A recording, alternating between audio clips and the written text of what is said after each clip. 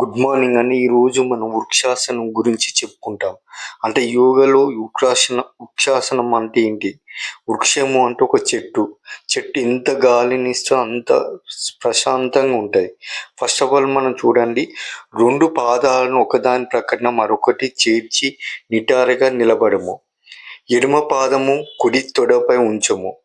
యోగ శ్వాస నమస్కరించి ఊపిరి పీలుస్తూ 2 చేతులు నిటారుగా పైకెత్తము. నమస్కరించినట్లయితే 2 అరచేతులు కలుపుము. కొంచెం సేపు ఉండుము. ఊపిరి వదులుతూ 2 చేతులు శరీరానికి ఇరువైపులా కిందికి దించుము.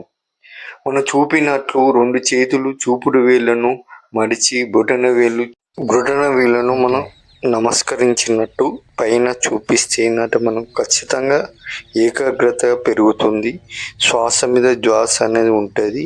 ఏ రోగ నిరోధక శక్తి అయినా మనం ఎదిరించుకోవచ్చు. పల్లెటూళ్ళ వాతావరణం మంచి గాలి స్వేచ్ఛగా ఉంటుంది. ప్రతి ఒక్కరు పేనసుత మంచి ఆనందంగా ఉంటారు. కావున అంటే మనం సుత ఇప్పుడు సిటీలో ఉంటాం కాబట్టి చాలా బ్యాడ్ స్మెల్ కానీ ఏదైనా గాలి అనేది కరెక్ట్ ఉండలేదు కాబట్టి మనకు రోగాలు అనేవి చాలా వస్తాయి. కావున అంటే మీరు ఈ వృక్షాసనాన్ని ప్రతి ఒక్కరు పాటించండి.